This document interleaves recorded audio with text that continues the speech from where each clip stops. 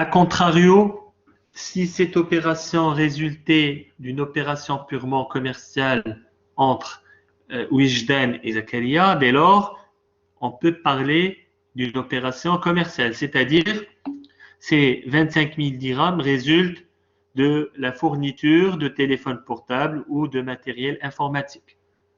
Je lui ai fourni un matériel informatique dont la somme s'élève à 25 000 dirhams et à l'échéance, on a convenu à l'évidence d'une échéance qui est le 1er juin et à cette échéance, votre collègue qui a la qualité de commerçant n'a pas procédé au remboursement, donc je vais devoir la mettre en demeure pour qu'elle me rembourse cette dette. Parce qu'on a eu une activité, une opération commerciale, je lui ai vendu dans le cadre de notre activité ou de nos activités commerciales respectives, je lui ai vendu un matériel informatique et à l'échéance, elle ne m'a pas payé et par voie de conséquence, je dois la mettre en demeure avant de faire une action en justice. Et cette action en justice, elle répond à ces conditions prévues par l'article 5 de la loi 53-95, c'est-à-dire les tribunaux de commerce sont compétents en matière des conflits de litiges entre commerçants à l'occasion de leur activité commerciale. Donc, si je vous dis ici que c'est le tribunal qui est le tribunal compétent dans ce cas de figure, c'est-à-dire dans le cadre du litige opposant M. Zakaria qui est commerçant et Wijdan qui est aussi commerçante, et dans le litige, le montant du litige s'élève à 25 000 dirhams, automatiquement, quel sera le tribunal compétent? Quel sera le tribunal compétent? Commercial. Commercial. Commercial. Donc c'est net. C'est net. Le tribunal de commerce est compétent premièrement en matière de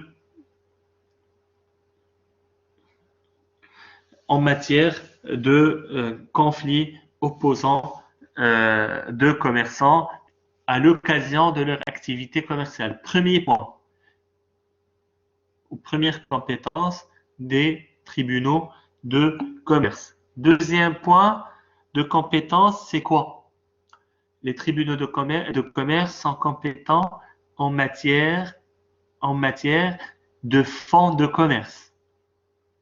On a vu préalablement ou auparavant qu'est-ce que ça veut dire un fonds de commerce. On a donné un exemple qui illustre en pratique qu'est-ce que ça veut dire un fonds de commerce et on s'est arrêté longuement sur les opérations relatives aux fonds de commerce.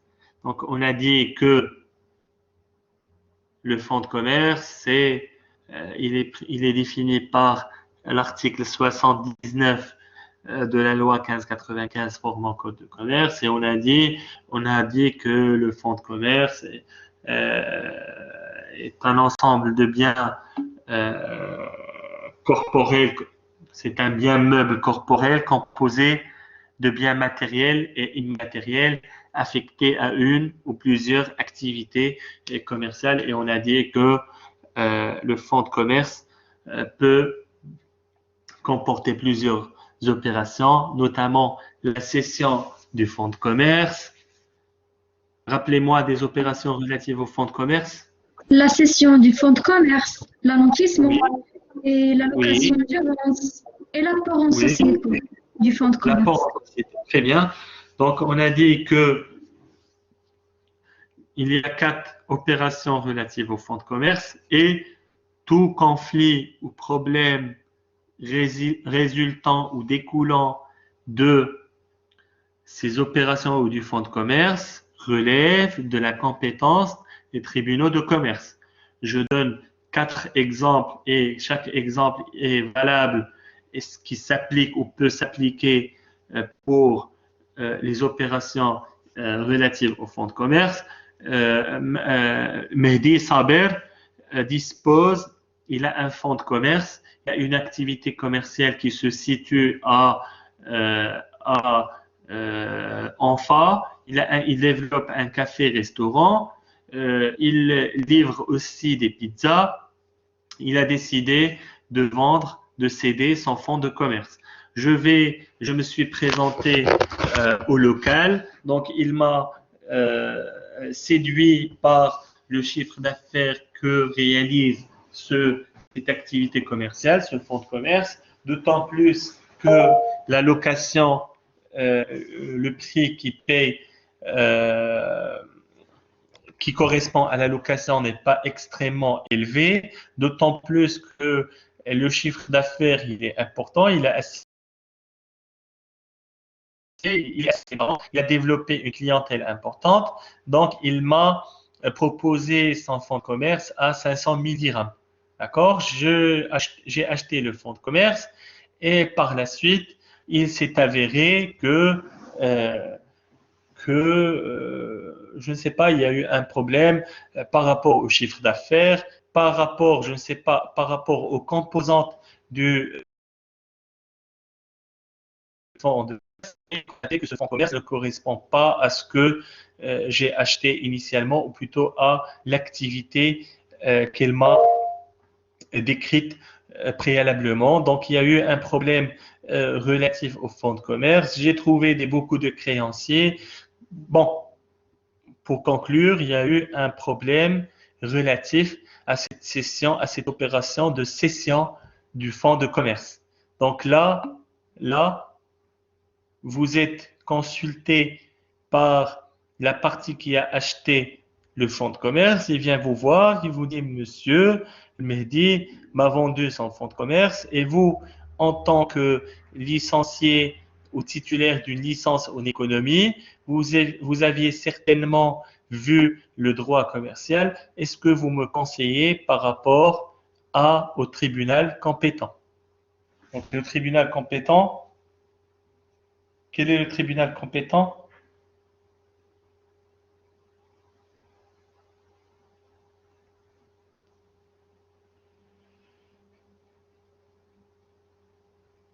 Quel est le tribunal compétent? Tribunal administratif? Commercial. Commercial. Commercial, un fonds de commerce. On a eu un problème sur la cession ou la vente d'un fonds de commerce. Plus précisément, un local, un café-restaurant que je vous ai vendu. J'ai vendu à monsieur, il m'appartenait, et je l'ai vendu à monsieur Mehdi. Et monsieur Mehdi a trouvé que le local ne correspondait pas, ou plutôt il y a eu plusieurs créanciers, il y a eu un problème sur les créanciers qui ont réclamé des créances à l'ancien propriétaire. Il y a eu beaucoup de problèmes par rapport à la cession de ce fonds de commerce. Naturellement, qu'est-ce que vous devez vous devez penser à quoi? Systématiquement, vous devez penser premièrement, au litige. Il résulte de quoi? C'est quoi ce litige? Il porte sur un fonds de commerce. Donc, le fonds de commerce relève de la compétence des tribunaux de commerce. Deuxièmement, le montant du litige. Comme j'ai dit tout à l'heure, il a acheté ce fonds de commerce à un montant qui s'élève à 500 000 dirhams. Donc, il dépasse 20 000 dirhams et automatiquement, il relève de la compétence du tribunal de commerce. D'accord? Est-ce que c'est d'accord? Est-ce que vous êtes d'accord? Oui, monsieur. Oui, monsieur. Tout problème qui naît de l'exploitation du fonds de commerce, de la cession du fonds de commerce, c'est-à-dire la vente du fonds de commerce, elle relève de la compétence des tribunaux de commerce. D'accord? Deuxième cas de figure, ou deuxième opération relative au fonds de commerce. Aujourd'hui, j'ai un fonds de commerce, j'exploite un café-restaurant et j'ai envie de souscrire, de contracter un crédit. D'accord? Comme j'avais expliqué antérieurement, parmi les choses que je peux donner en garantie, pour contracter un crédit, je peux donner mon fonds de commerce, mon activité commerciale. Cette opération, elle est tout à fait légale, elle est valable. mais elle est soumise à un certain nombre de conditions. D'accord? Notamment conditions de fond et de forme. Et on a dit que le fonds de commerce, quand on le donne en garantie, l'opération, elle prend la forme d'un nantissement. D'accord? Ça s'appelle le nantissement du fonds de commerce. Donc, j'ai contracté un crédit et j'ai donné en garantie mon fonds de commerce. Et après, par la suite, la banque a voulu vendre ou réaliser cette sûreté, c'est-à-dire réaliser la sûreté. Normalement, lorsque je prête une somme d'argent à M. Saad Ahmito, je prends une garantie, je lui prête une somme de 1000 dirhams et en garantie, il va me donner son téléphone portable. D'accord? Et à l'échéance, on a convenu d'une date de remboursement qui varie, qui est une date du 1er juin, par exemple, 1er juillet. Le 1er juillet, je l'appelle, il ne me répond pas. Qu'est-ce que je dois faire? Je dois réaliser cette garantie ou cette sûreté. D'accord? C'est ça, réaliser une sûreté. C'est-à-dire la banque, quand elle va me donner un crédit et je vais lui donner en garantie mon fonds de commerce, on va convenir d'une date de remboursement. Et le crédit, je vais le rembourser mensuellement. Si j'arrête le remboursement de mes mensualités, la banque, qu'est-ce qu'elle peut? Elle peut procéder à la vente, à la saisie, à la vente forcée de mon fonds de commerce. Pourquoi? Parce que je n'ai pas payé mes dettes à l'échéance. En l'occurrence, qu'est-ce qui va se passer? Ici, il y a un problème qui porte sur le nantissement du fonds de commerce. D'accord? Ce problème de nantissement du fonds de commerce, il revient à la compétence de quel tribunal? Pour vous, quel tribunal? Commercial. Commercial. Voilà qu'il y a une condition. Il faut voir si le montant du litige est supérieur à 20 000 dirhams. Donc, à l'évidence, on ne peut pas nantir un fonds de commerce pour un montant inférieur à 20 000 dirhams. Donc, automatiquement, le nantissement du fonds de commerce, il se fait pour un montant qui est bien supérieur à 20 000 dirhams. Donc, lorsqu'il y a ou lorsque vous êtes confronté à une situation, je ne sais pas pourquoi. Pourquoi 20 000 dirhams? Oui. Là, je vais vous dire pourquoi 20 000 dirhams. Parce que déjà, il faut chercher un peu dans l'histoire. Pourquoi on a créé des tribunaux de commerce? On a créé des tribunaux de commerce pour que ces tribunaux traitent, parce que, comme vous le savez, en matière commerciale, vous êtes des économistes et vous êtes censés savoir que la vie économique, elle est connue par une certaine célérité, une certaine rapidité. Donc, on ne peut pas soumettre un problème à un tribunal et le problème, il va perdurer dans le temps. D'accord? C'est la raison pour laquelle on a mis en place des tribunaux de commerce et ces tribunaux de commerce, la décision en matière commerciale, elle est collégiale, c'est-à-dire toutes les affaires que l'on soumet aux tribunaux de commerce, il n'y a pas uniquement un juge qui statue sur les affaires, mais 3 juges. Donc, il y a toute une logistique, des moyens matériels importants et colossaux qu'on a mis en place pour répondre à cette exigence de célérité et de rapidité en matière des tribunaux commerciaux et en matière commerciale. C'est la raison pour laquelle on ne peut pas traiter n'importe quelle affaire. Donc, au moins, l'enjeu de l'affaire, il doit être important et il doit être supérieur à 20 000 dirhams. Donc, les tribunaux civils peuvent traiter les affaires commerciales dont le montant est inférieur à 20 000 dirhams. Peut-être que ces tribunaux, ils ont moins de... parce que comme vous le savez, la matière commerciale, elle exige une certaine rapidité. Si on a un problème qui porte sur une activité commerciale, cette activité commerciale, ou plutôt cette affaire, elle doit être traitée rapidement devant les tribunaux. Et ces tribunaux de commerce ne vont pas traiter des petites affaires dont le montant ou dont l'enjeu, il est minime. Donc c'est la raison par laquelle on a fixé un seuil au-dessous duquel on ne peut pas traiter une affaire. C'est le seuil de 20 000 dirhams. D'accord?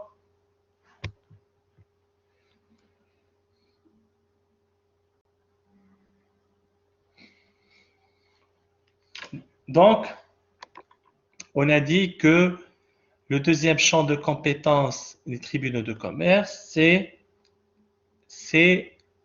le fonds de commerce et les opérations relatives au fonds de commerce. On vient de voir la première opération relative au fonds de commerce qui porte sur la cession, c'est-à-dire la vente du fonds de commerce. La deuxième opération, c'est le nantissement. La troisième opération, c'est l'apport en société. J'avais expliqué antérieurement, dans le cadre de l'article 982 du DOC, derrière des obligations et des contrats, qui nous définit le contrat de société et qui parle des différents types d'apports. Et j'avais expliqué précédemment qu'est-ce que ça veut dire l'apport en numéraire, qu'est-ce que ça veut dire l'apport en nature et qu'est-ce que ça veut dire l'apport en industrie. Et j'ai dit que parmi les choses que l'on peut apporter dans le cadre d'un apport en nature, c'est un fonds de commerce. On peut apporter un fonds de commerce comme apport dans le cadre ou dans le cadre de la création d'une société commerciale. C'est-à-dire, votre collègue Mehdi vient me voir pour une éventuelle association. Mehdi on va créer une SARL, une société à responsabilité limitée. Mehdi va apporter en numéraire un apport de 50 000 dirhams. Mehdi vient me voir, il me dit, est-ce que tu as des fonds pour pouvoir commencer l'activité ou cette association? Je lui dis non, je n'ai pas de fonds propres, mais ou plutôt un fonds en numéraire ou l'argent en numéraire, mais je dispose d'une activité commerciale qui est bel et bien fructueuse, c'est-à-dire elle me rapporte beaucoup d'argent. Donc, on peut envisager d'incorporer ce fonds de commerce dans le capital de la société. Et qu'est-ce qu'on fait en l'occurrence? On fait appel à un commissaire aux apports qui va évaluer la valeur de ce fonds de commerce qui va être incorporé au capital de la société et en l'espèce, il va sortir du patrimoine de mon patrimoine et il va entrer dans le patrimoine de la société. Dans ce cadre de cette opération qui résulte de l'incorporation d'un fonds de commerce dans le capital de la société, s'il y a un problème qui résulte de cette opération, le tribunal de commerce, il est compétent. Il peut statuer sur ce genre d'affaires. D'accord?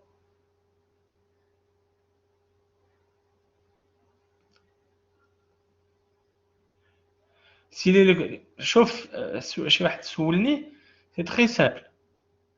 Le tribunal de commerce est compétent en matière de fonds de commerce. Et le fonds de commerce, n'importe quelle opération, il faut que le montant soit supérieur à 20 000 dirhams. Et là, le tribunal de commerce va trancher, peut statuer sur l'affaire. D'accord? Troisième opération, c'est l'apport en nature ou l'apport en société en matière du fonds de commerce. C'est-à-dire lorsqu'il y a un problème qui résulte de cette opération de l'apport en société, le tribunal compétent est le tribunal de... Oui, le fonds de commerce, il revient à la propriété de la société. Il n'est plus la propriété de M. Zakaria, il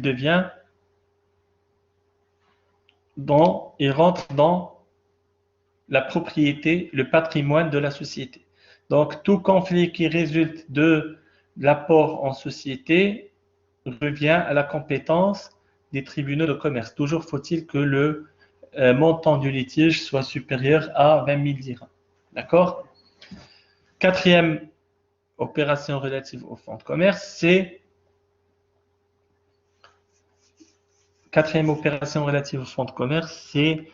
la location-gérance. Aujourd'hui, je me suis lassé de la gérance de ce café-restaurant et j'ai envie de le louer sans pour autant perdre mon fonds de commerce. Je n'ai pas envie de le vendre, mais j'ai envie juste de le louer. Je vais charger quelqu'un de le faire, moyennant le paiement d'une somme d'argent euh, qui sera prévue par le contrat, mais ce monsieur qui est venu, que j'ai chargé euh, de gérer dans le cadre de la gérance libre ce fonds de commerce, je vais commencer à avoir des problèmes avec lui. Il a, par exemple, changé l'activité alors que le contrat de location-gérance prévoit formellement l'interdiction de tout changement d'activité commerciale. C'est-à-dire, j'ai un restaurant et lui, il m'a loué ce fonds de commerce et qu'est-ce qu'il a fait? Il a changé l'activité. Au lieu de la restauration, il va faire la vente de produits ou de produits alimentaires. Je l'ai appelé, je lui ai dit, monsieur, le contrat prévoit que vous ne devez pas, vous n'avez pas la possibilité de changer l'activité commerciale. Il m'a dit non, je peux le faire. Donc ici, il y a un problème entre deux personnes, entre le propriétaire du fonds de commerce et le locataire gérant. Quel est le tribunal compétent? Le tribunal compétent, c'est le tribunal de commerce. Mais toujours faut-il que le montant du litige soit supérieur à 20 000 dirhams. D'accord? D'accord? Pour ce qui est du fonds de commerce et des opérations y afférentes, c'est bon? Oui, monsieur. Donc, tous les problèmes qui résultent du fonds de commerce et les opérations relatives au fonds de commerce relèvent de la compétence des tribunaux de commerce. Avec une deuxième condition qui est importante, c'est celle du montant du litige. Je vais vous donner. Oui.